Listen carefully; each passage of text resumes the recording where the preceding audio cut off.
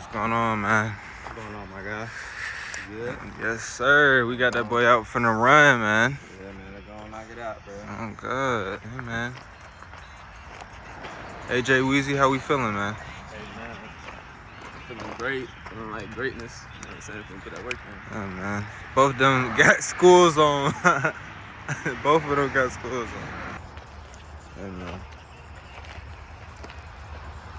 Finna get this little 3 miles in. We going up Arabia Mountain and we coming down Arabia Mountain. Stay tuned for the actual podcast. It's gonna be great. We got my guy, Realtor, gonna be giving y'all some game, dropping them gems. Yeah, man. Let's get it.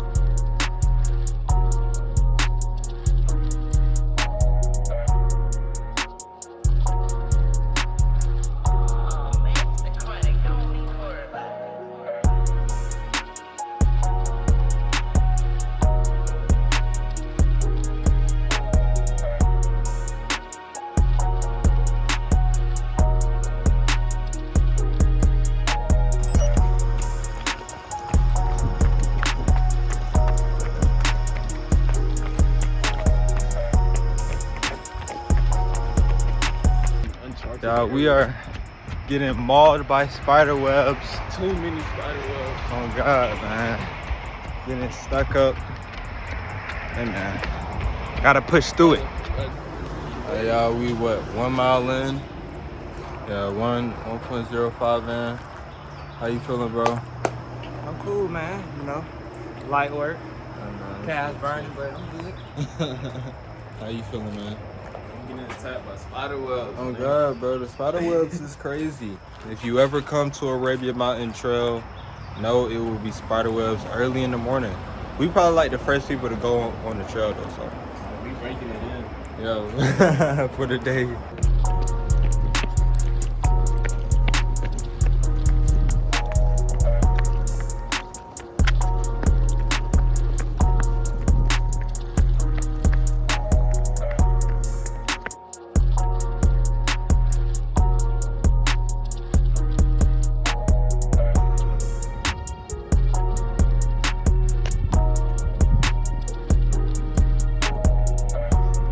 We up here at the top, man. You know what I'm saying?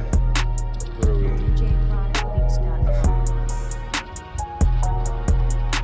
22 minutes, 1.6 for me. You know what I'm saying?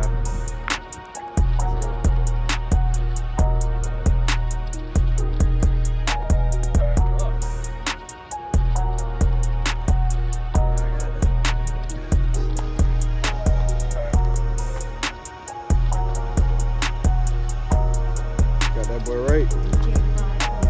Hey man, 3.23. Good shit, man. All right, man. See you at the pot. Yeah, what's up?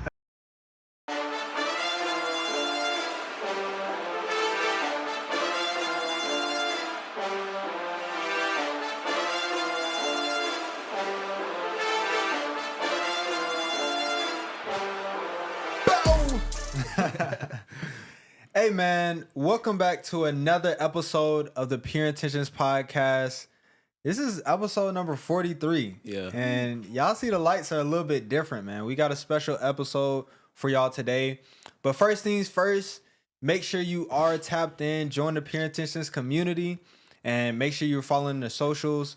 On the way to 500 subscribers, we have a special treat for y'all at 500 subscribers, so stay tuned. And yeah, man.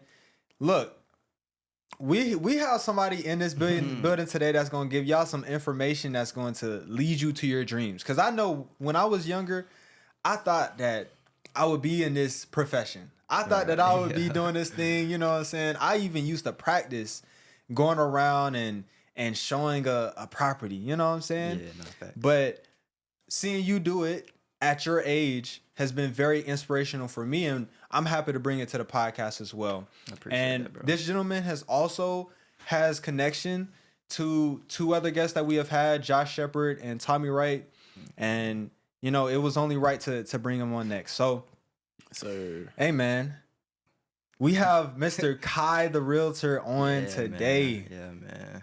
Hey, I man. appreciate y'all for having me on there, man. It's been a long time coming. We've been planning it. Yeah. We here now, though. Yeah, You we feel here me? now, bro. Hey, so we got my boy Kai on. Hey, bro, give the people a little quick introduction. Yeah, Let for them sure. know who you are, what you're about, and what they need to know before we jump into the episode. Yeah, no, for sure. So, for starters, my name is Makai Hurd. I'm a 23-year-old realtor here in Atlanta, Georgia. I help with the process of buying, selling, lease, and investing. And I also help others get into the real estate space. Fire, bro. Yeah. Yeah. Make sure your mic is a little bit closer. Probably as close as you can have it, honestly. Yeah, kind of like that, boom. Yeah, bro, that's fire, bro. Yeah. One other person that you have connection to that we've had on is Ayani, which she's an actual team member of Oh, yours. yeah, she a team member of mine. Shouts out to Ayani, man. Yeah. Shout out Yanni. Yeah, on God, bro. It's a lot of connections going on. If y'all see the Yeah. pattern, you know what the fuck going on. But, yeah, bro. So before we jump into anything, Mhm. you know, for the audience that you're speaking to, the people that want to get into real estate, pass that exam that is so hard to pass. Yeah. Do you remember a moment where you knew real estate was the career for you? Yeah. So quick backstory. It's crazy because when I found out that I wanted to do real estate, I actually had got in trouble. This is way back in high school. So, of course, back in high school, played football, ran track, all that type of stuff, right?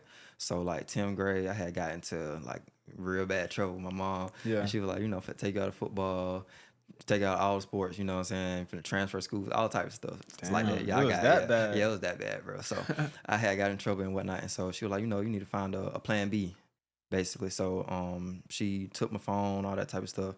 And I had to do research on, different career path. And of course, like real estate came up, and then like all these different other professions and whatnot.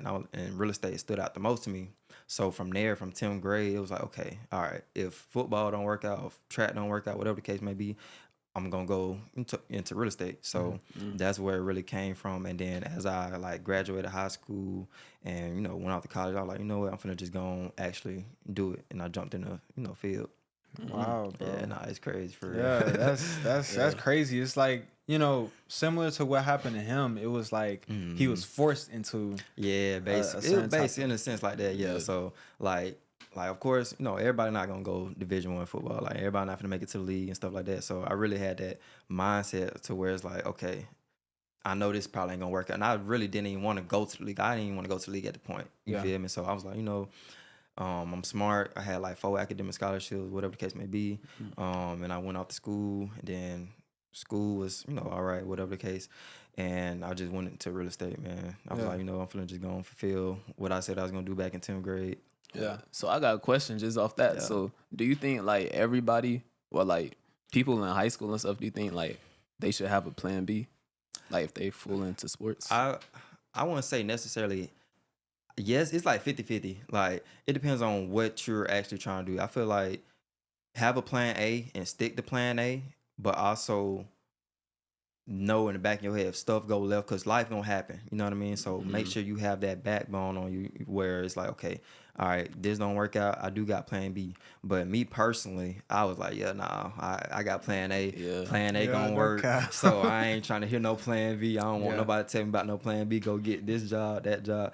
Yeah. Nothing wrong with that. But me personally, it's like, this finna make it. You know what I'm saying? I'm finna make it in this. So Yeah. yeah.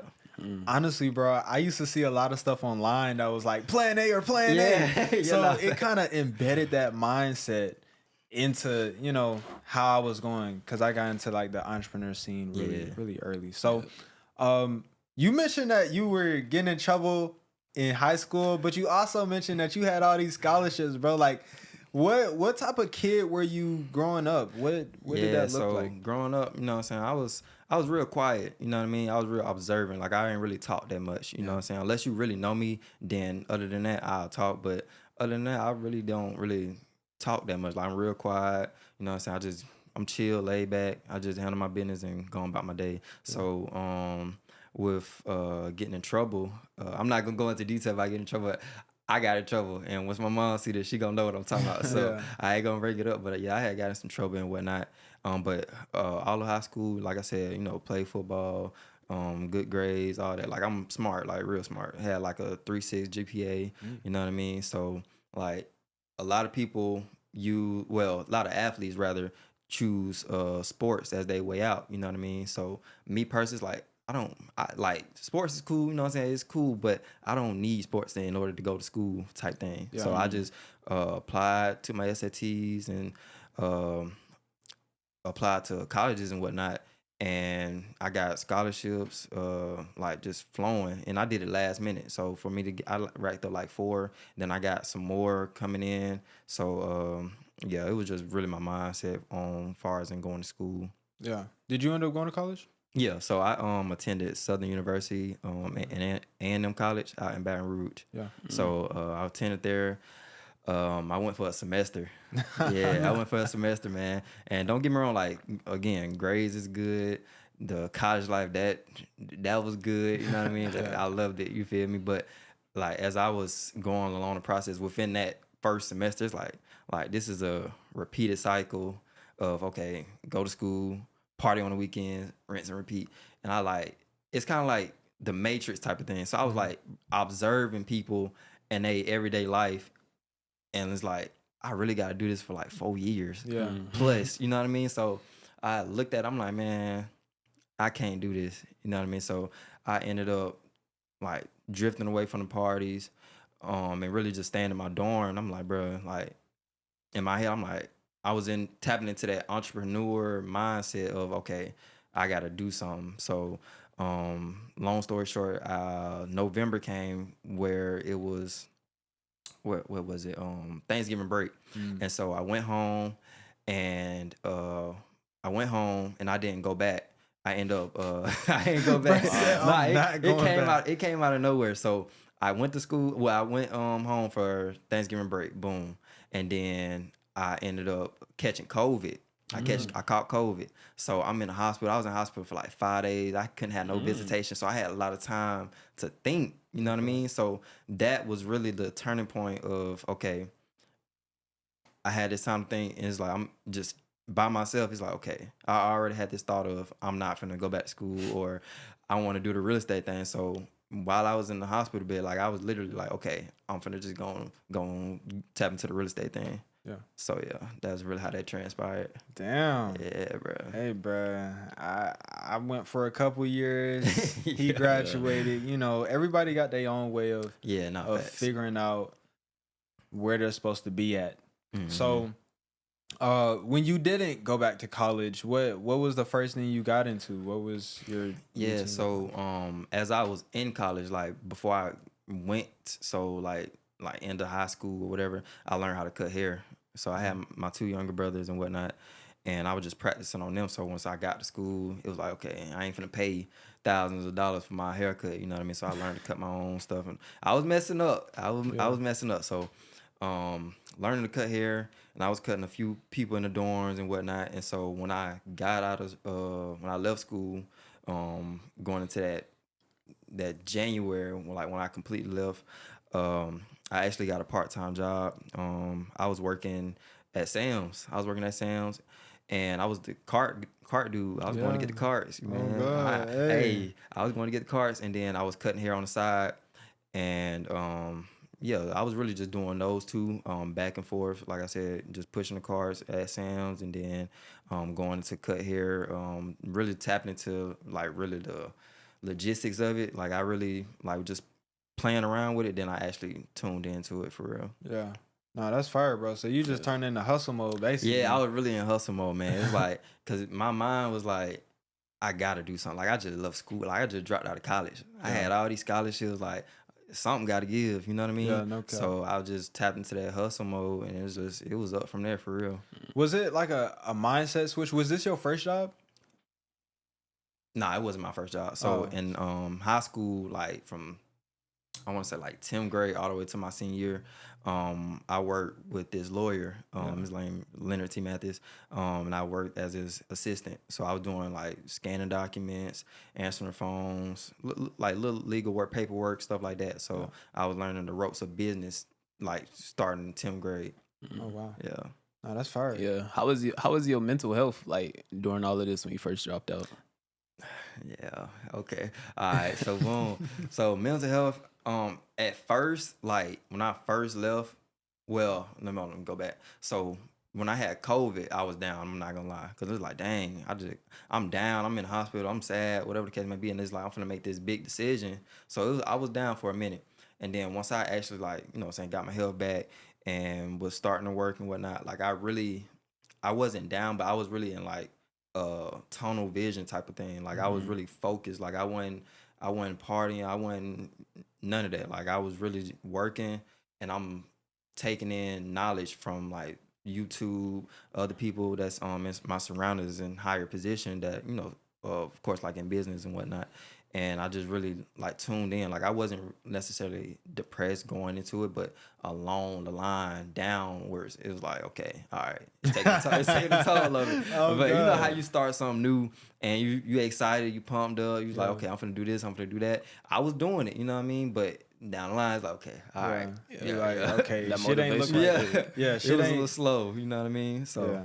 but that happens with everybody though. It does, and that's a part of the process that we need to become better at acknowledging and being okay with, because your mental health will become bad if you don't expect that. Yeah. Like, especially being an entrepreneur, bro, the shit is definitely tough. Even if you have just a side hustle. Yeah, not facts. And you got to prepare yourself, and that's what we like to talk about on this podcast, is ways to prepare yourself. And so you were cutting, and this is actually how we met. Yeah. So Not facts. Yeah, me too. Yeah. I cut both of y'all. That's crazy. yeah. So my guy Ahmad, I wasn't around my guy Ahmad, and Ahmad is like my main barber. Yeah, so nah, for sure. he wasn't there, so I had to find somebody else. I tried out one of my other friends' dads. I was like, nah, I can't. You know what I'm saying? So then, I don't know. Did you send? Yeah, I think so. I I think- was just gonna say, I think he Yeah. came to me first, and then Yeah. he sent you. Yeah. Type thing. And I was like, oh, it's this guy that knows the same people I know and Yeah. all this shit. I was like, okay. So Yeah. we gonna slide. You know what I'm saying? Bro's a fire barber. You know what I'm saying? Mhm. And we had great conversations. And at some point in time, you were like, bruh, I'm about to be done with this, bruh. Yeah, You know what I'm saying? We had them conversations a lot. Yeah, man. bruh. And my heart, I was like, damn, bruh. You know what I'm saying? Love So talk about that a little bit. Like, were you still in side hustle mode when you got into the shop, or did that kind of change? Yeah, so with barbering, I made it my full-time thing. Like that was my bread and butter. Like I was in the shop cutting. Like that's where I'm at. You call me, I'm at the shop. Yeah, I know. You know what I mean? So like I had real estate. Like I had got my license by that time. So real estate was the side gig. You know what I mean? Like I'm gonna do real estate on the side until I can make it my full-time thing. So once we was having conversations where it's like, yeah, bro, like it's about that time, you know what I mean? So, and that's where my business started to elevate, and I would start seeing traction and stuff like that.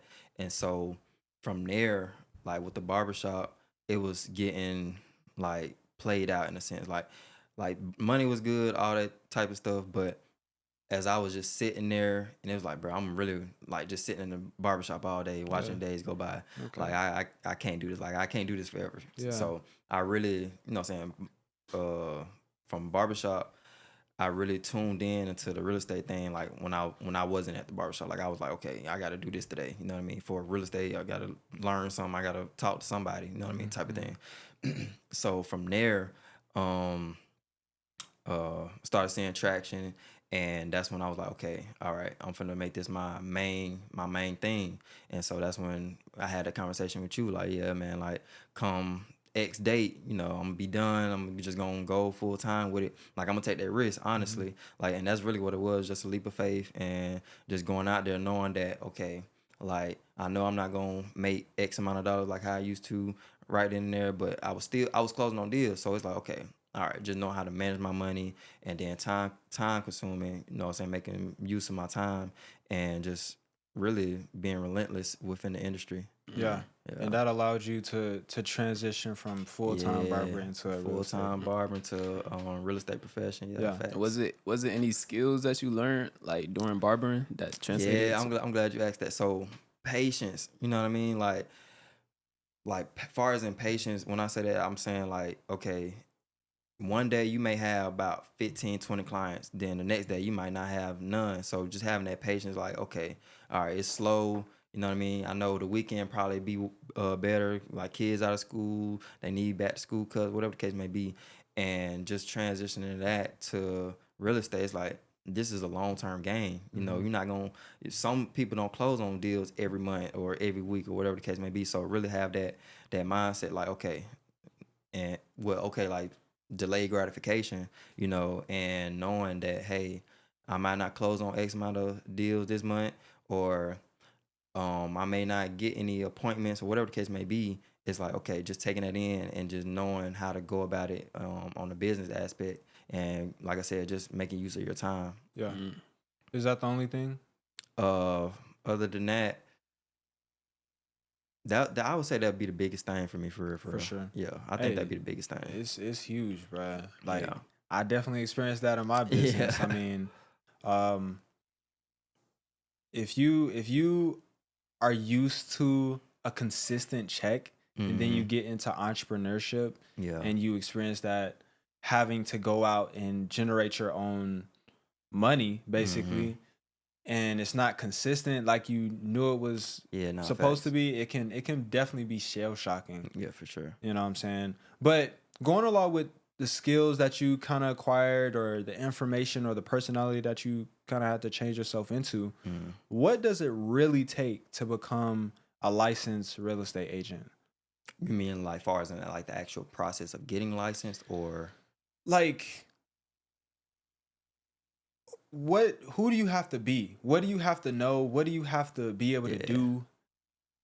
So with that, I say, of course, I always tell everybody, just be yourself. You know what I mean? Like, you are the brand type thing. So from there, it's just selling yourself. Like, of course, like, or let's just say you get your license and you're a licensed agent now. It's like, okay, it's all about marketing, branding. Like, again, you are the brand. So you really have to have that brand, that professionalism, and learn your market and be knowledgeable about what you know. You know, so with me, I was younger in the industry, so it's like when I come across these clients, they looking at me like, "Oh, like you know what you're doing," type Yeah. thing. But me, like I said, just learning the market, learning the industry, taking in information from top producing agents, stuff like that.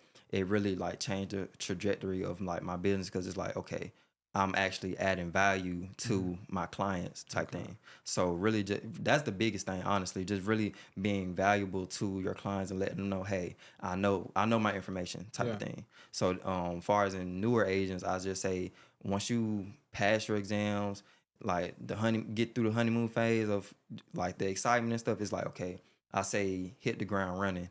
You know, learn from these other agents, learn about your market, go to these networking events, like just really take in all the information that you can at that point in time, because long term is gonna change your business. Yeah, for sure. Yeah.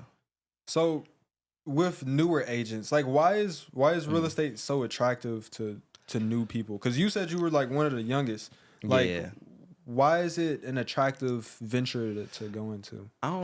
Honestly, I would say the aesthetic of it. Like a lot of people, well, not a lot of people, but a lot of these agents, like these top agents, like they show this lifestyle type of thing. I think it's the lifestyle aspect of what they're looking for.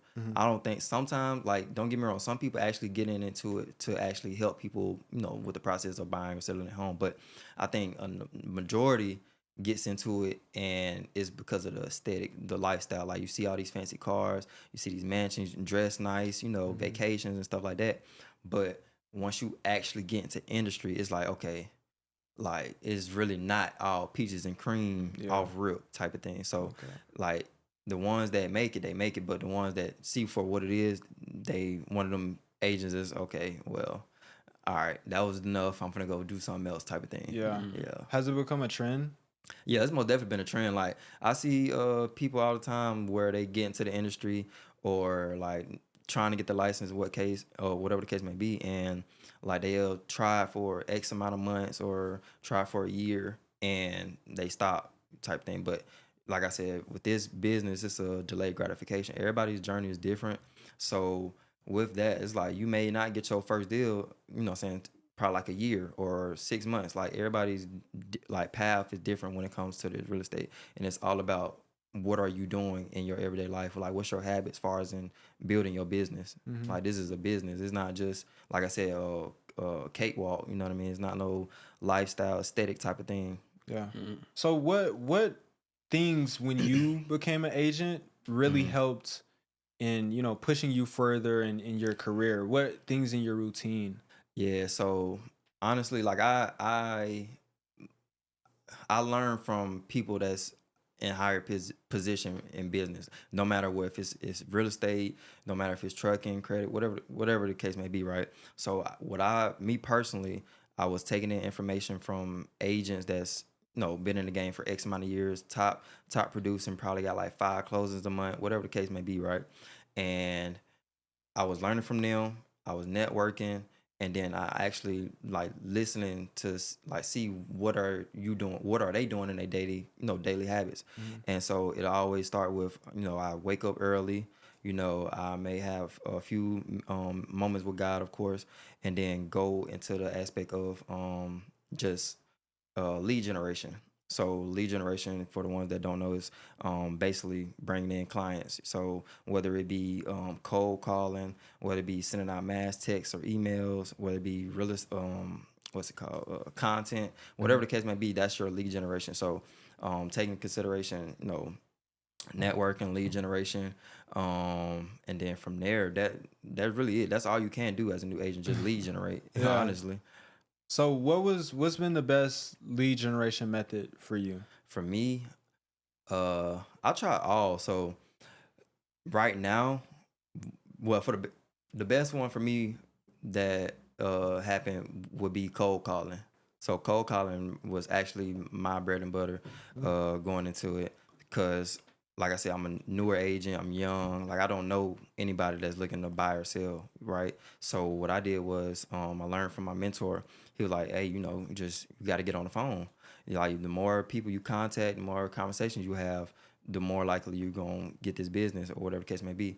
And from there, I just started cold calling. I learned my scripts, and then I just ran the play. Yeah. Yeah.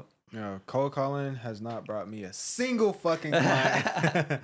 No, seriously, cold calling is hard. But I feel like it builds that muscle to be able to talk to a random person Exactly. and get them to do what you want them to do. Right. Because with me in cold calling, usually I'm hitting a front desk person. Yeah. And of course, we have a script for that. They have all types of objections. And then hopefully you get to the owner and they have all types of objections. So the script has definitely helped me in cold calling, but I haven't received, I've probably gotten a couple of clients realistically, but it hasn't brought that much for me in graphic design. But I know in real estate and wholesaling and that type of industry, it is definitely huge. Yeah, no, facts. Like I said, it's different for everybody. But once you find your bread and butter, then just rock out with that. Yeah. So let's talk about this exam, because whenever anybody talks about it, they always say multiple tries. Yeah. And it's never like a one try thing. So like what's this about? Why is this test so hard? Was it hard for you? So I would say it's like 50-50. So it was hard, but it was something new also, type of thing. So once I failed my exam 3 times, but I got closer and closer every time. So just a quick backstory. So from first time I made like a 108, then I made I'll take that back. I made a 103, then I made like a 107, and then I made a 108. And I think you need like a 110 to pass, and then I passed them for a try. So with the exam, it's the complexity of the words. Like you got to really pay attention. It's basic knowledge, but you really just got to read outside of the lines. That's where most people mess up. Like they trying to cram all of this information into their brain when you only need to know, X, Y, Z. Like what they're studying is the main problem. Like with your pre-licensing course, it only goes over the basics, right? So from there, you have to do extracurricular.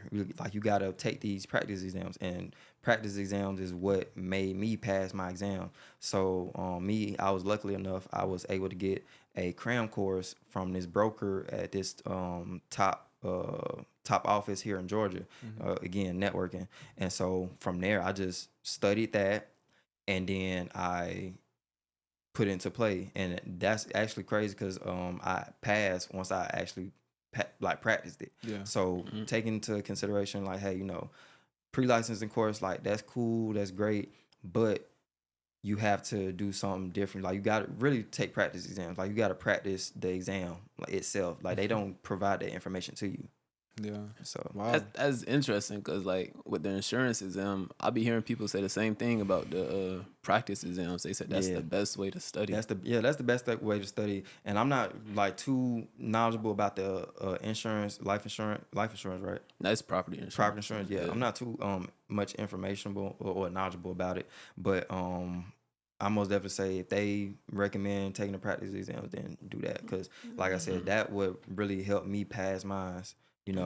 Taking them practice exams and actually seeing how they word the questions, what's the answers, and then rinse and repeat. And what they don't know is the cram course the cram course is actually mixed up questions from the previous exams. And it's crazy because like I took the exam and like I see questions that I've seen on my practice exam, so it kind of helped me out, type of thing. So you said it's called a cram. Yeah, well, the one that I got, it was a cram course, so it was practice. Well, it's practice exams, but it's broken down from all of the topics. So finance, contracts, agency, ownership, all of that, and it's just crammed into exam type thing. Okay. So was it like a because I took a pre-licenses course for insurance, and we had like 2 people over it. Like it was a Zoom call basically. So was that how the cram thing was? Yeah. So what happened was it was a Zoom call, and I hopped on, and they went over the actual exam. Like they emailed it to us prior to, and then we went over it, and they was like, you know what? Hey, once this is over, like keep that. That's your study guide type of thing. So you study that, and you're guaranteed to pass type of thing. Yeah. Did you use note cards too?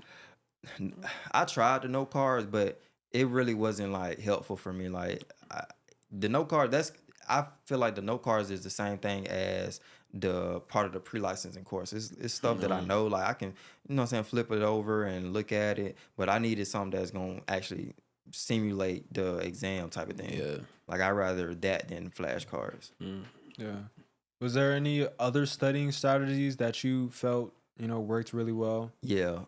It's crazy because I was telling my bros about this one, but so when I was working at Sam's, right? So with Sam's, like we couldn't have our headphones in and stuff like that when we was outside because cars and stuff like that, right? So what I actually did was I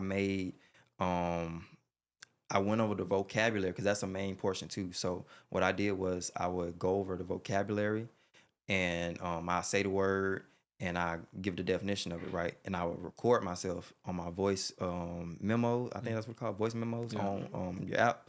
And I would record myself, and then I'll go by section or whatever the case may be. And I also do that for like questions, anything that I need assistance with, far as in passing the exam, like whatever was the hard part for me, and I would record it. And when I'm at work, I would put my AirPod in or headphones, and I would listen to it.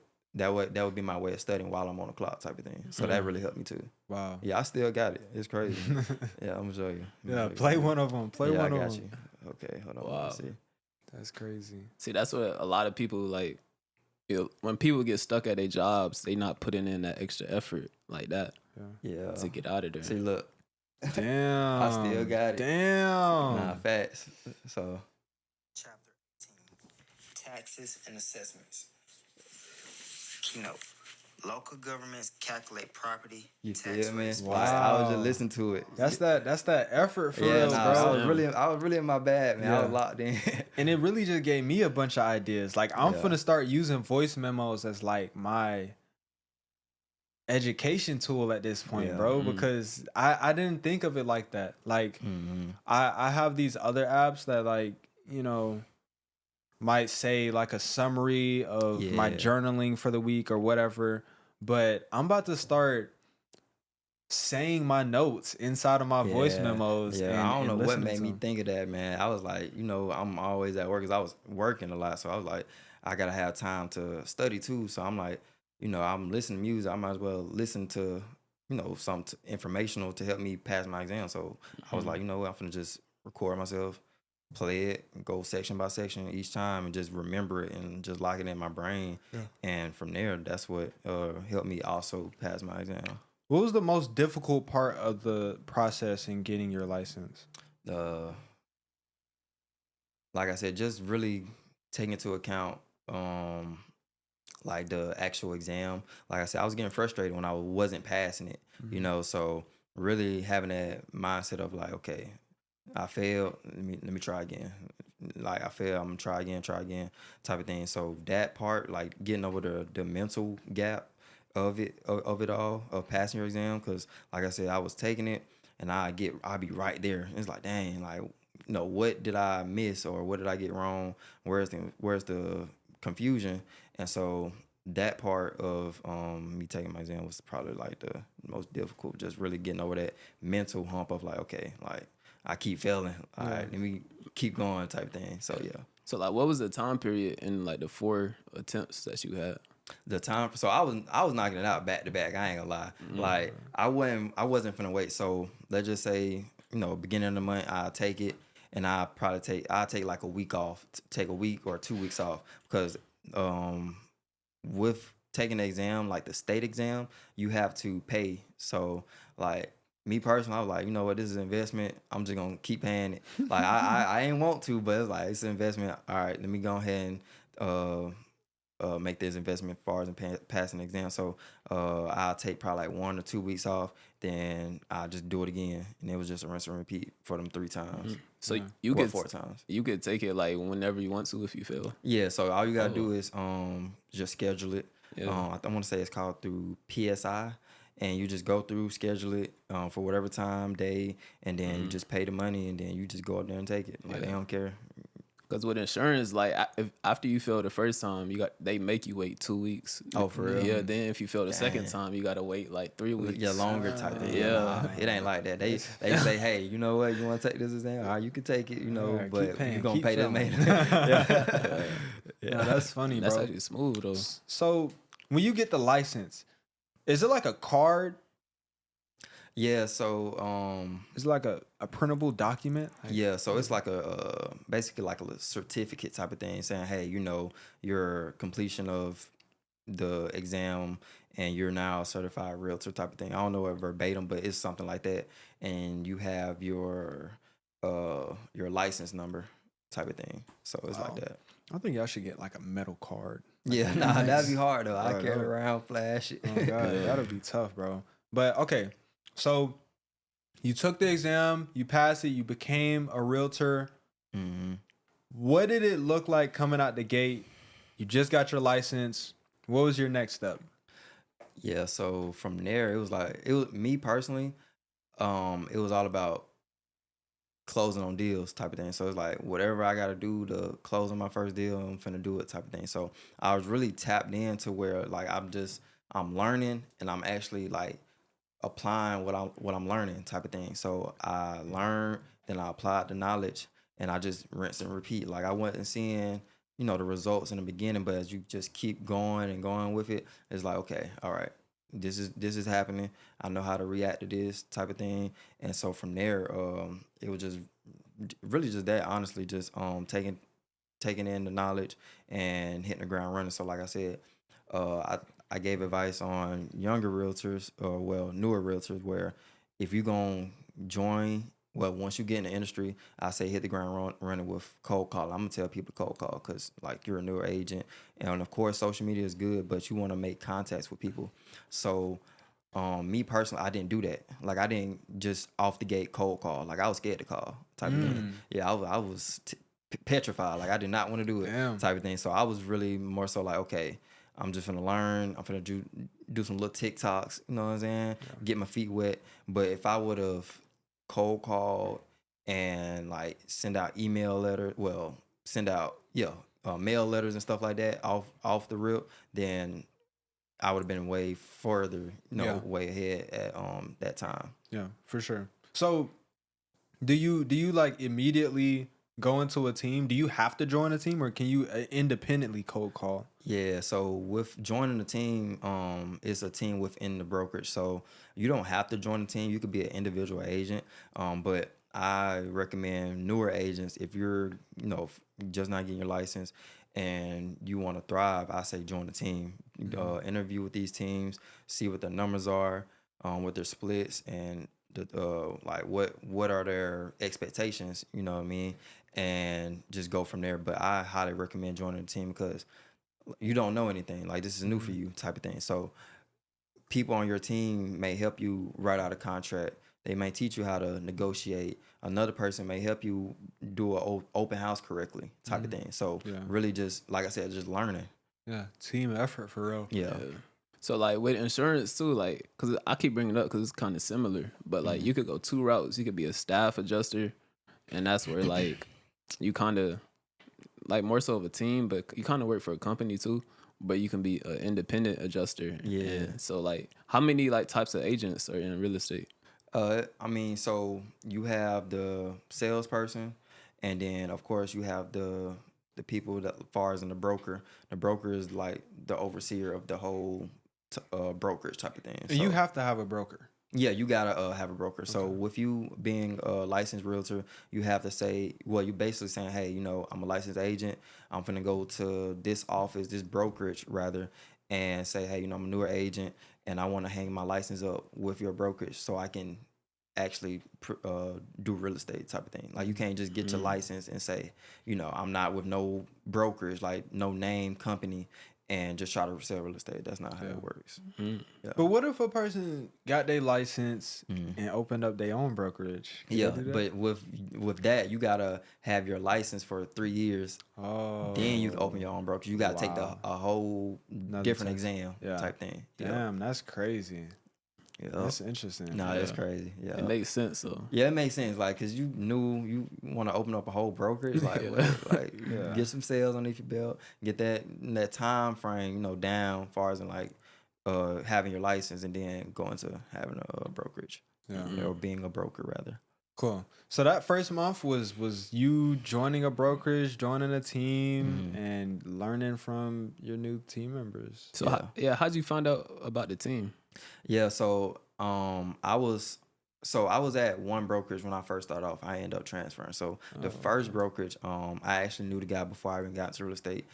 He was actually good friends with my lawyer brother, right? And so he was a lawyer, and then dude was in real estate. So he was always around him. I always seen him, and I told him like, hey, I want to get in real estate once I graduate, turn 18, whatever the case may be. And he was like, yeah, come on, bro. Like, I got you. And so when that time come, he pushed me. He was like, hey, I'm here. Like, I got a team. You could join. And that's what I did. So I joined his team once I got licensed. And So it didn't go well. Yeah. So with that, like, I will say he was more so of a hands-on being in the field type of thing, which is cool. Like that was very helpful. But I also needed the book work type of thing too. So just taking that into account, I seen that I wasn't making any progress, far as in being at the brokerage, and it was like, okay, all right, well, let me go try a different brokerage. Let me try a different team and stuff like that. And so I interviewed with Keller Williams. And I interviewed with the Keller Williams that I actually went to. And what's so crazy is Yanni actually introduced me to the team that I'm on now. Wow. Yeah, so she had ended up getting her license, and she was like, you should come to our team meeting and see how you like it, see, the environment and whatnot. And I went, and I got introduced to my team member now, team leader now. And that's where I've been at ever since. So it's been a big change from A to B type thing. Yeah. So how soon did you have your first open house? For open house, I'm not gonna lie, I had an open house like this the day after I had got my license. Damn. Yeah, he had put me in that field at that time. Yeah, and it was like, it's crazy because like the property, I remember it vividly. It was like an older home. It was like run down, and I'm like, bro, like what is this? Oh, You know, like, God. I ain't trying to come here. I wasn't trying to do this property. But he was like, you know, you just got your license. What's up? Like, what we doing? So he put me in that flame. So I was like, all right, bet. So I did the open house like literally the day after, and I ain't have nobody show up, which is cool, but just really knowing out the gate, like, okay, all right, well, this is what it's gonna be looking like for the next few years, whatever the case may be. Yeah. And so I think in those moments where you don't know if anybody is gonna show up, but you still follow through with your end of it, it builds character. Yeah, you facts. know, and it makes you more confident in that situation as well. So that's cool, bro. But you was probably expecting, I'm finna have $1 million house listed, mansion in the back, Maybach. Yeah, Nah, that's fire, bro. So, when was your first like? How many open houses did you have until your first close? Yeah, so honestly, when I first started, like I did open houses, but it wasn't like a primary thing for me. Like I did it, but it was like 50-50. Like I did it here and there, you know what I'm saying, trying to get deals or bring in buyer clients and whatnot. But like I said, when I got my first deal closing, it was from cold calling. And by that time I had already transitioned to the different brokerage and learning their different tactics as far as in lead generation and stuff like that. So that's when I really got introduced into cold calling once I joined the new brokerage. And I was calling, and I was probably calling for a few months. I can't tell you the exact time frame, but I was calling for a few months, and then I finally had got my first one. Bro, Yeah. how did that feel? And I ain't gonna lie, I was like, bro, like I need to get some more of these. Not gonna lie. So with that, like I was like, okay, all right, so this do work type of thing. So it just made me want to call more. Like the more I call, the more possible yeses that I can get type of thing. Yeah, bro, that's fire, bro.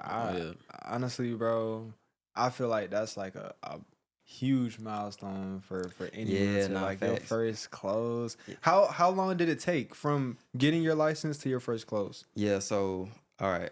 And what can people expect?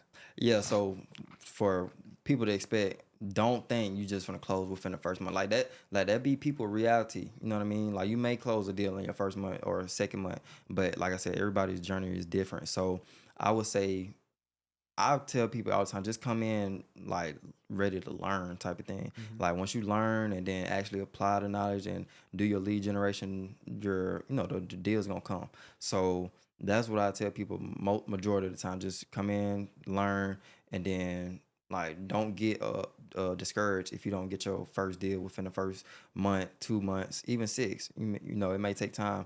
Me personally, like I said, with me, it took me like a year and some change, just because like I said, the brokerage that I was at, I wasn't really benefiting from it, but like I was still trying to learn the ropes and just try to hang in there. But it was like, okay, now that I've been here for X amount of months, I know what I'm looking for, I know what they expect. Let me try to go to a different brokerage and see if they have the information I'm looking for as far as in being able to be a good agent type of thing. So when you transition, it happened pretty quickly. When I made that switch from brokerage to the new one, that's when I actually started seeing results. So would you say newer agents need to really choose the right first brokerage? Or is it a way to do that? Yeah. So, like I said, with you being a new agent, I say interview with all brokerages. Like, see, expand your horizon, see what's out there, and then also with being at a good brokerage, make sure that you have a team. Like being on the team, like changes it for real. Or if not a team, have like a mentor. Either or is fine. And if they're saying a good agent, and then they're actually teaching you, then you're good wherever you're at, whether it's a big brokerage or a small brokerage. Yeah. So like, are the interviews, are they like similar to like job interviews? Nah, not for me. Well, it may be for like different agents, but for me, it was more so of like, hey, I walked in and then they gave me like a little preview around the office and showed me around, and then like a little presentation, far as in like the splits, what come with the splits, what everything they provide for you type of thing. And from there, they were like, oh well, if you want to sign up, you can. If not, then that's fine too. We wish you luck type of thing. And I was like, all right, well, let's do it type of thing. So it's not like a hard vetting process. It's not a hard like, what's your work experience type of thing. Nah, it's just like, okay, well, you're a licensed agent. We're gonna show you around. If you like it here, then you can join type of thing. Oh wow, bro! Cool. I thought it was much more gated than that, bro. Nah. I thought it was like, bro, you got to be qualified. Yeah, nah. I mean, well, don't get me wrong. Like some brokerages, they do probably do a hard interview type of thing. Like, how many sales you done did, or what's your previous work history, or whatever the case may be. But for me, it wasn't like that. My brokerage. Yeah, that's cool. So, what's been the craziest thing you've seen doing like a house showing or an open house? Like, what's the craziest thing you've seen? Dang. That's crazy. Let's see. Any squatters? Nah, no squatters. Dang, I gotta think on that one. Dang, what is the craziest thing I done seen? Okay, boom. So it's not nothing too crazy. It's two things. So one was I had actually went out to this listing appointment. I went out to the listing appointment, and it was a nice little property. And I went in, I'm looking at the house, and I went to the bathroom. I'm like, before I got into the bathroom, I'm like, bro, what is that smell, bro? Yeah. Like it was crazy. I'm like, bro, what is this smell? I didn't even go all the way through the bathroom. Like I didn't even get inside of it, and it was one of them open layouts type of thing. So, like I said, like the smell was just crazy for me. I'm like, bro, like, all right, well, we can go see the rest of the property now. And that was one. It haven't been nothing really crazy for me. And then two, the second thing was I did an open house, and typically with an open house, you ask the primary residents to leave for X amount of hours. Man, it was one open house. I had everybody was home, and it was like I told them ahead of time, like, hey, you gotta leave the property, being professional about it, and let them know, hey, you gotta leave the property, just go shopping, just get out the property for a few hours, right? Fuck out the spot. So from there, like, they was in there cooking, and then like I was sitting in a chair, and like look, the kids was running around trying to play. I'm just like, bro, like, no. Wow. And at that point in my head, I'm like, bro, I hope nobody come in here. Like I don't even care about none of that no more. Like I hope nobody come in here today, and we gonna try again. And so luckily nobody came, and yeah, that was crazy because like I had to really hold my temper, because it's like, bro, like y'all making me look unprofessional. Like this is not how I do business type of thing. So yeah, that was probably them two was probably the craziest things that I've seen so far. That's crazy, bro. They wasn't trying to hop out. Were they selling their house? Yeah, it was their home. And it's like I told them, like, hey, just leave the property. Like, what do you not understand? Yeah, man. You don't want to get this money? I don't know what it was, but it was like, because we had open houses before that. Like, they done left. They done abide by what I said, whatever. And this one, it was like, okay, like, what y'all know the routine. Yeah. Like, why y'all still here? That's like, not today, bro. Y'all know how this goes. Yeah. No, that's crazy, bro. Nah, that was crazy. I'm not gonna lie. Yeah. Okay, bro. So one of the first networking events that I went to was a real estate networking event. First of all, this networking event, like I said, it was my first, so I did not do this correctly. Like I had this really robotic introduction for every single person, bro, and everything was like super rehearsed. Like it was bad.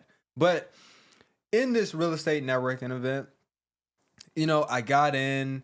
They had some vendors set up, and there was specific type of people in there. There was contractors, there was lenders, there was agents, there was brokerages, and when I was inside of that networking event, and it may have been just because I wasn't the person that would have left with connections, but like it didn't seem like everybody was trying to work with each other, or they were actually going to. Like it was like a lot of, you know, empty talking. Yeah, facts. Like what is the experience of networking events in like the real estate industry, and what can somebody expect when going to one of those? Yeah, so starting off again, I went to real estate networking events, and it was cool. It was all right. It was like taking in knowledge from them, especially like sharing my story. Like, you know, I'm a younger agent, and just getting information from them. Like, hey, you know, do this, don't do that.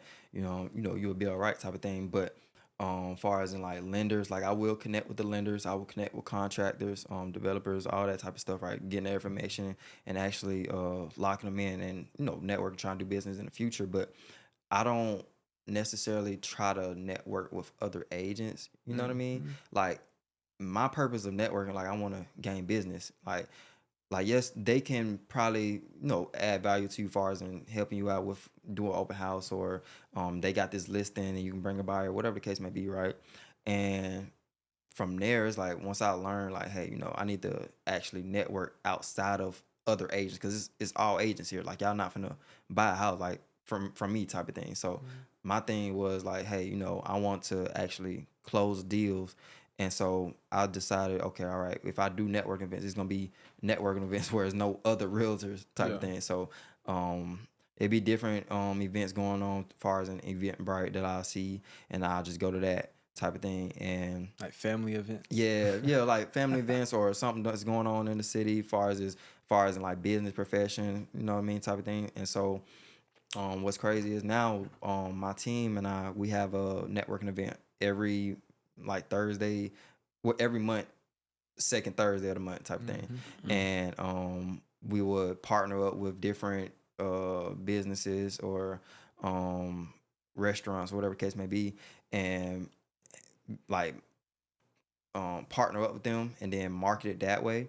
And so like I want to say like 2 weeks ago, we did an event where it was at Microsoft, and it was partnered with Black Men in Tech. So that's more so my style of like, okay, hey, if I'm a network, I want to do something more so like that, because it's like it's different business professions. They may be looking to buy a home. They're not all realtors, so that's more of an advantage for me. Yeah. One thing I've noticed about marketing and getting to your demographic is indirect markets. Yeah, So facts. you don't want to go right in their face. You want to go next to them so that somebody can whisper to them or something of the sort. And, you know, from the conventional places that you may find your audience, for example, I may say the place that I want to go is a business networking event. Right. But also where I want to go is maybe a city festival where they're bringing out a bunch of vendors, InvestFest. I mean, that's a business thing, but it's more about like vendors and people walking around and stuff like that. So just making sure that people aren't just going direct to their audience, because it's better if somebody with more trust in your circle tells you about it rather than you. Like if a person is selling if a person is selling life insurance, you want to do something for their kid. Yeah. Because facts. if you get their kid to like you, or you do something for their kid that forces the parent to have an interaction with you, that gives you a more stronger way to make a sell off of them. Yeah, no, honestly. facts. It's all about connections at the end of the day. Yeah. But you would say like real estate networking events as an agent, it's not really that. Yeah, it's not really that. Like if you want to do it as a newer agent, that's fine. You know, just to get information and take in knowledge from other agents. But me personally, if you actually want to just close on the deal, I say just go to different networking events where there's no other agent. And like you said, indirect marketing, or contact, and just going, you know, just being yourself, you know, and just start a conversation, and then like, oh, you know, what do? Type things like, oh, I do real estate, and y'all just go from there. Like it doesn't have to be, hey, you know, I'm a realtor. How, what are you doing? Yeah. Type of thing. Yeah. What about house? Yeah. Nah, So it's bro. just building that connection, like that bond with the said person on the other end, whoever you're talking to, and then going from there. Like, and then sometimes I may not even bring up that I do real estate. I may talk to them and have a complete conversation, and then get their information as far as social media, and then once they see, oh, you do real estate, and then type of thing, and we may end conversation there, but we build that connection to where it's like, okay, all right, I know this person, I just met this realtor or stuff like that. Just depend on how the conversation goes. Yeah. They don't start off like that. Yeah, nah. Okay. So if not networking events, you use social media in a way. So what are some strategies in that you would give to new realtors or just realtors in general that helped you gain a lot of traction? Because, hey, nigga popping. Yeah, not fast. So it's really just two things, honestly. So house tours.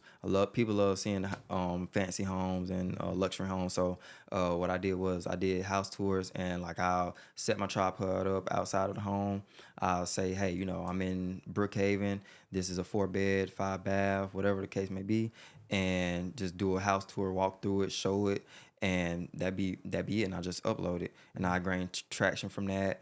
And I also provide information. So it's a lot of people that's looking to buy a home, a lot of people that's looking to sell their home. So I provide information just like, hey, you know, I have lenders, they work with low interest rates, XYZ, and post that. Or I may post information far as in like the different programs and grants that's available for you as a first time home buyer, and just post that, you know, just different information, being like, for one, provide information, and then that's also showing that you're knowledgeable about what you're talking about. Yeah.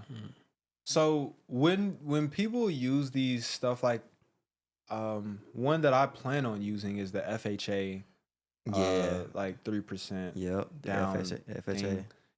So when people use stuff like that, are you incentivized to get them to use those, or Yeah, no. So do you take a hit? What you mean by taking a hit? Like, do you get paid less? Nah, it's not the same. No, it's not like that. So, with that, let's just say, hey, you're a buyer, right?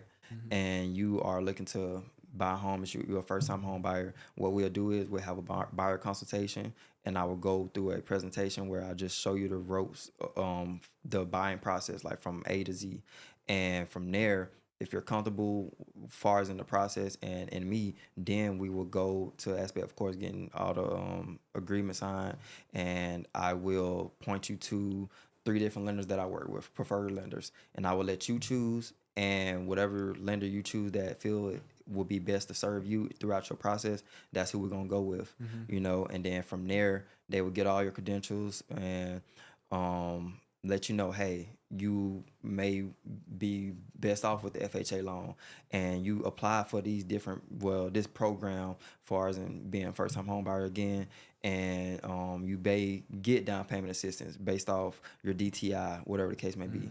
So that's how that typically works. So they give you, so does a lender come with a specific offer? Like, we want you to use this specific thing, or they don't have your information yet, so they really can't run it. But yeah, so they just do like a general, we want to work with you, and then once we get your information, these are the offers that we have for you. Yeah, so it's like, again, with the lender, every lender is different, so they do a different process, but at the end of the day, you still submitting over your W-2s, pay stubs, all these your income based documents, right? And they look at that, and then of course they look at your credit, so they'll pull your credit and see where you stand as far as in buying a home, right? And typically my lenders work with 580 being the lowest, and 640 would be ideal for you to start the process. So if you're a 580, you can start the process, but if you want to work your way up, then then they say, hey, you know, get to a 640 and then we'll try it again. But that's pretty much it. They just pull your credit, income documents, and then they just go from there. And they'll let you know, hey, you apply for this, you can do this, you can do that type of thing. So it's like a pre-approval, kind of like a car? Yeah, it's a pre-approval. Okay, Yep. cool. Fire, bro. So for anybody that's out there looking to buy, like what would you tell them in advice to make the process the easiest? Yeah, for sure. So Like make sure your credit score is this. Yeah, make sure, you know. as always, of course, like you said, just make sure your credit score is at a good score. Of course, Like typically- 640 or higher? Yeah, 640 or higher. Of course, we want it to be the highest, of course, but if you're 640 or better, then you're good. And then from there, I say make sure you have low to minimum debt. Make sure you take care. If you have that, then make sure you try to lower it down, right? And no outstanding delinquencies. Make sure you don't make any big purchases as far as in the car. Don't do that. Is it a time span?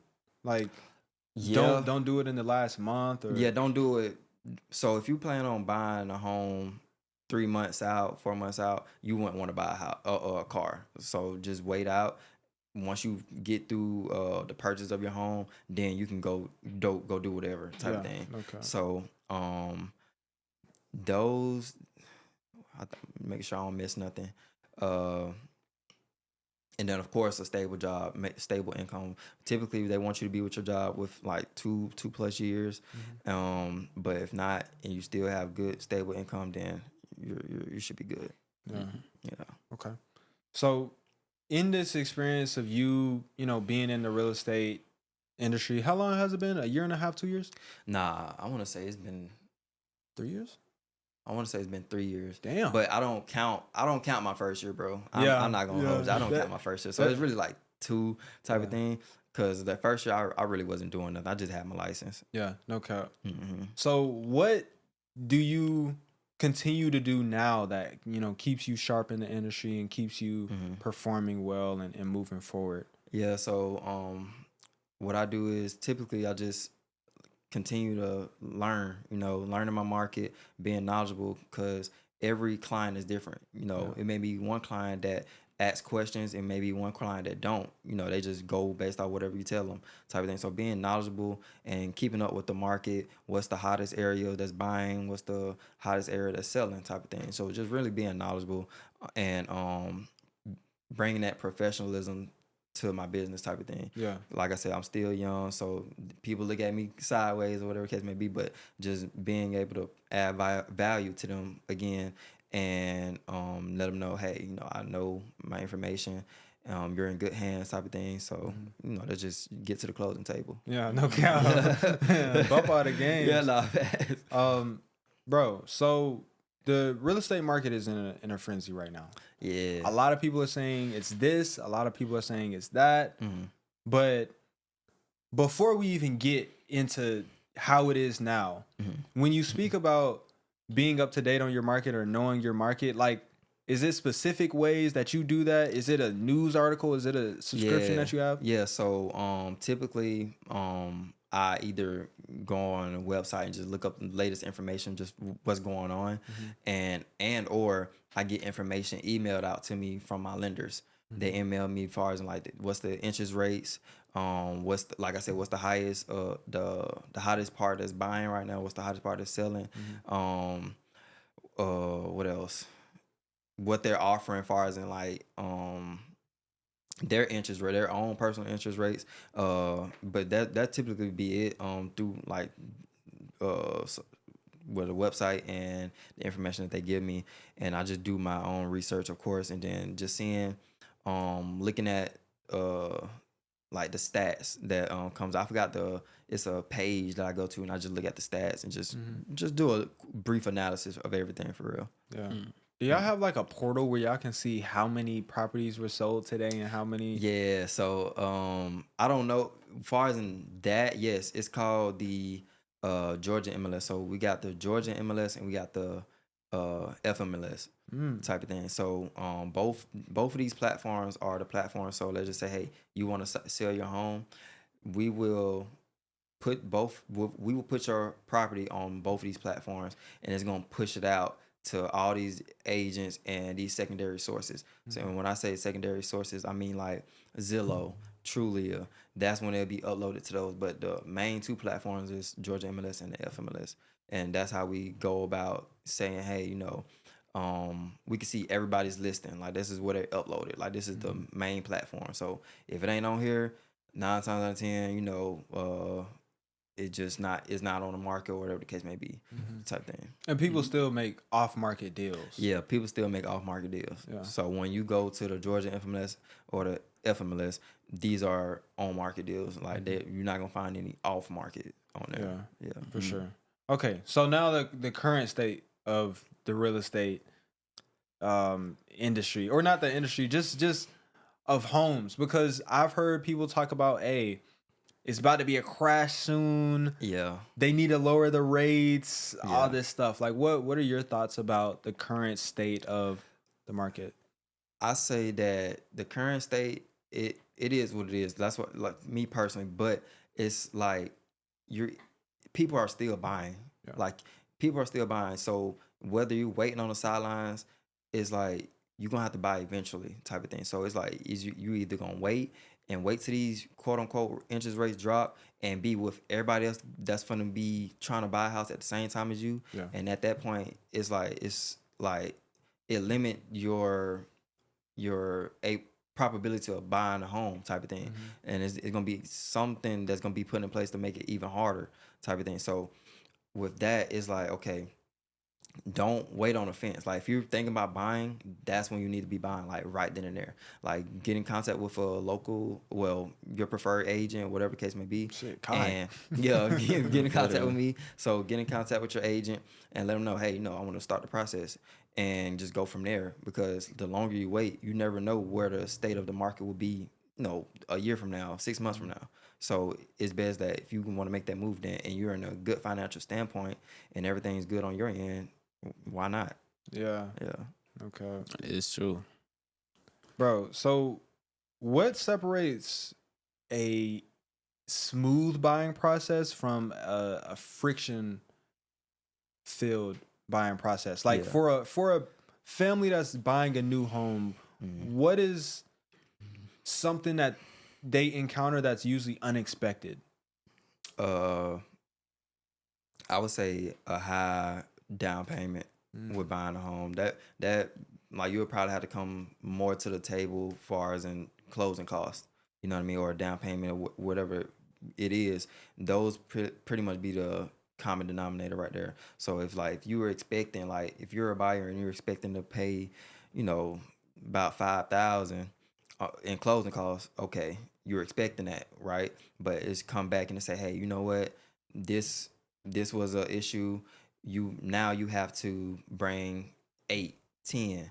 So that part, and then also just far as in making sure criteria rise before they even get to the closing table, make sure they're aligned with the what's the word? I'm having a brain freeze. Just making sure that you're qualified, basically, prior to, that's why you have those conversations with them, like, hey, this is where you stand. You're good. If you want to move on, we can. Like, that's where that expertise come in, to where it's like, okay, you can go on with the process, right? But at the same time, we're gonna let you know, hey, you may need help on this, you may need help on that. So that way, when it comes to the actual process, you're not just stuck or having a headache or whatever the case may be. So it's usually like a financial. Yeah, probably 9 times out of 10 it's like a financial thing that I've experienced, and or like, it may be some type of mishap with on the seller side, right, where they don't want to pay closing costs, type of thing. So yeah. So as a seller, I have to pay. Okay, I know selling my home, I have to pay closing costs, but isn't that based on the sale of the home? Like, it's nothing coming out of pocket for me.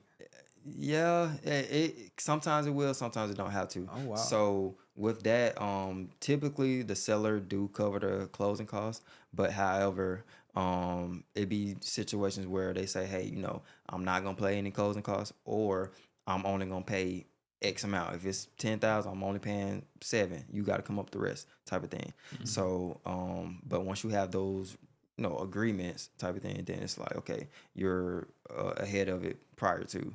Oh, I didn't know that, bro. Yeah. I thought, shoot, if my house $300K and closing costs is $10K, we gonna charge them $310K. Yeah, nah, fast. It be a situation like that to where they base the sale price based off how much they want to pay type of thing. Yeah. Yeah. Okay. Is the sale price based on anything else, like tangible? No, so it's based off the sales price is typically based off on what the appraisal come back as. So if you say, hey, as the agent, right, and you say, hey, this property is worth $415, right, and you get the appraisal, and it's worth like $380, then okay, we had to lower the sales price. It had to go down to that $380 mark. Yeah. So basically, property value. Yeah, the property value. So when it comes to being like an appraiser, because we have a property where we do Airbnb out of, and we have to get an appraiser to come and inspect everything. Yeah. So would you recommend a person becomes an appraiser? I mean, I'm pretty sure it depends on what you're looking for, but Yeah. like, do you hear much about the other sides of it, like appraisers, the property insurance people? Like, Yeah. would you recommend someone be an agent and an appraiser? Yeah, no, I most definitely recommend that if that's what you're looking for type of thing. Me personally, I don't I know the logistics, well the front end of like okay what they do, but I don't really feed into it as far as in like looking into it for me myself type of thing. So like I don't know, like I know enough information to give to my clients so they can understand what's going on as far as in the appraisal process. But as far as in like their day-to-day work, I can't really tell you on how they go about certain stuff and stuff like that. So Yeah, this one guy, he was telling me, "Hey, bro, them appraisers be making money because Yeah. he's an appraiser and he does it as like a side thing. yeah, But he still makes 6 figures off of yeah, just nah, you that. most definitely can make money off of it for sure. Yeah. Yeah. Cool. So, who else in your kind of sphere of being a real estate agent matters? Like, I know lenders matter. I know your brokerage matters, but who else matters? The clients. The Okay. The clients too. matter. Yeah. But that's a good question. So I most definitely say the people around me, like for instance, you, right? Because it's like we are already, we are already connected, right? But it goes back to networking. Like, you know me, you may know your mom or your brother may want to buy a home, right? And it's like, okay, I know this guy, it's Kai, he's great. And so from there, just really being intentional about my relationships with people, because at the end of the day, it's like you gonna get business from other people type of thing. So that point is like, okay, like I said, I'm very intentional and I keep good relationships with people. I don't be on no bad terms with nobody type of thing. Yeah. And that's pretty much what I can say other than my clients, of course. Yeah, no cap. That's bro, super essential. We talk about it all the time. Being around the right people, making sure you're around the right energy, bro. Join the Parent Tensions community so you can be around the right energy. Yeah, Most definitely. And- daily quotes. Yeah, making sure that you just are around the right people, because the thing is, when my life started to become better, a lot of people had to go. Right. You know what I'm saying? And I had to become more intentional about my relationships and things of that nature. So It is something I want to say though. So What's up? for the people listening, it seems like the theme around your story, your timeline so far is like perseverance. Yeah. You say you took the test 4 times, took you over a year to actually close and stuff like that. So like, I just want the people to persevere and continue to persevere. You know what I'm saying? And I also like, what taught you? Like, you know what I'm saying? Like, Yeah. what got you like that? So honestly, like I've been persevering all of my life type of thing. So for y'all don't know, like I have sickle cell type of thing. So it's like I was always like, well, it wasn't to a point where I'm always in the hospital, but like I have to go type of thing. Like I wasn't one of those kids where I'm always in the hospital, just messed up, right? So, but I still experienced it type of thing. So just from being from, a kid that was experiencing XYZ and then growing up to an adult, my adult life, it's like, okay, I've been through this before. So it's like persevering wasn't necessarily hard for me. It's like something that just came with my life type Yeah. thing. So once it came into entrepreneurship, it's like, oh, this ain't nothing for real. Yeah. You know what I mean? Like it's not really hard for me. And then it's like with that, when it comes to entrepreneurship, success, like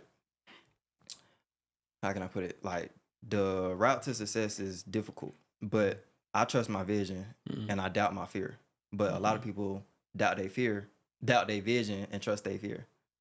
That makes sense. Bro, that's a gem. Bro. Yeah, That's it a bar. is. Hold on, let me repeat that. Let me repeat that because I said it wrong. But like I said, a lot of people, I trust my vision and doubt my fear.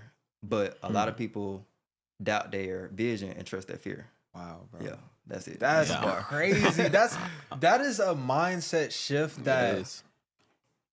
to me now it seems very elementary, but a lot of people do doubt their vision Exactly. way more and just accept their Exactly. fears. They're like, oh, I have a fear of something, I'm gonna let it keep me from that. Yeah.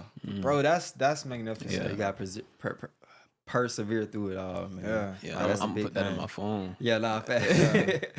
Yeah, bro. So, and also, like the one of the last things is like, where do you see yourself in 5 to 10 years, and what's like a message to your future self? You know what I'm saying? So from 5 to 10 years from now, I see myself far as in,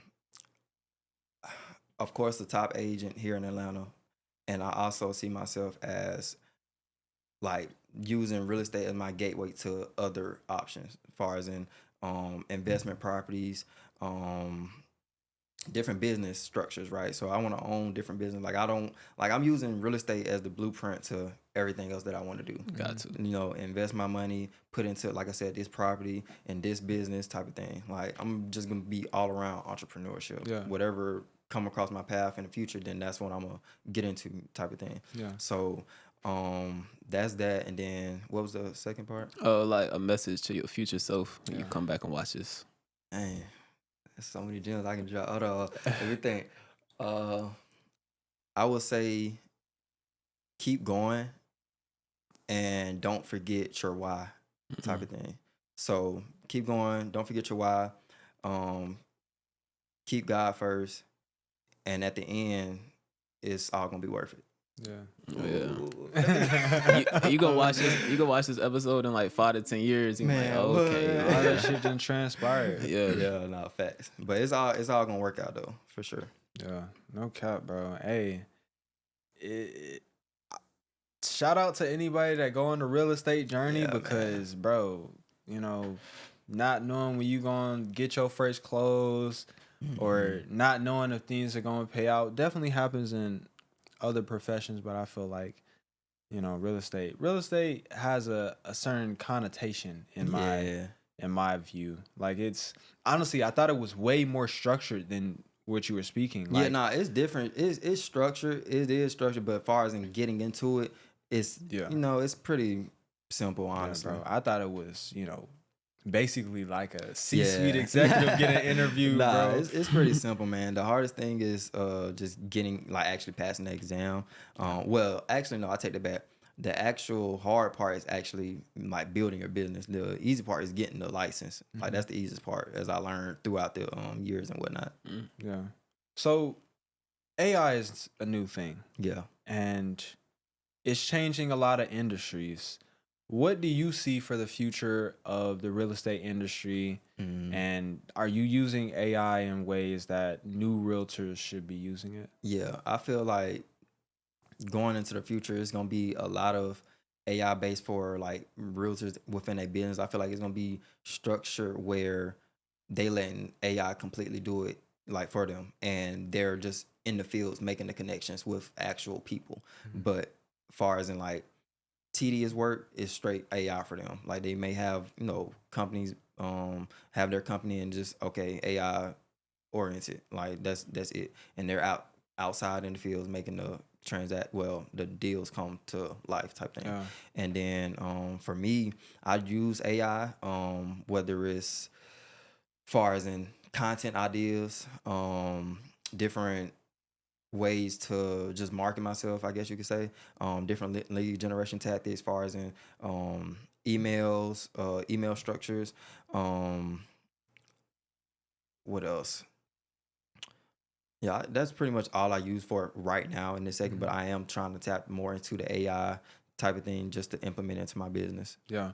Bro, what I see is literally you don't do nothing except come show the property and go to the closing table.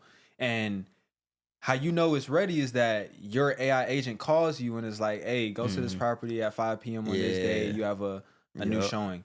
And, you know, the capability is getting up there. Like, even now, you could be using AI voice agents to handle your very, very preliminary, you know, very cold leads. And get them to give you more information, and then you put that information into your CRM. So there's many different ways you can do it. For sure.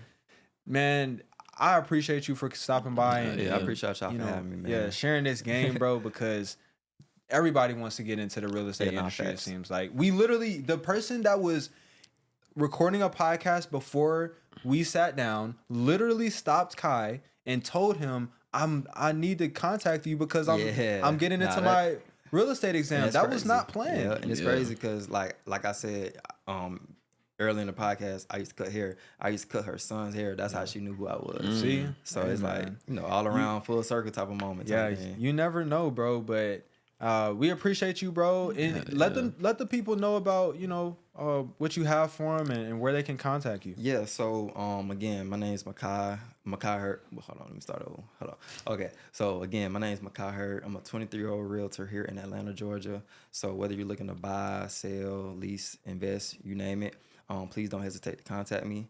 And also, I am doing a different business venture now where I'm helping others get into the real estate space.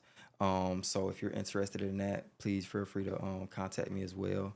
And my social media is _Kai the Realtor. That's KAI the Realtor, and it's that for all platforms. Yeah, nice, bro. Hey, y'all tap in. Get this real estate bag. Yeah, man. Come on. I got y'all. Yeah, take it to the top, bro. Bro, you literally dropped a bunch of lessons that can save people a lot of time, bro. So I just want y'all to make sure y'all paying attention. But thank y'all for stopping by. Make sure you are like, comment, and subscribe. Tapped into the community, tapped into the events. And hey, man, we taking it to the top. We appreciate you, Mr. Yes, sir. Kai, and we'll see y'all in the next one. For sure. Peace.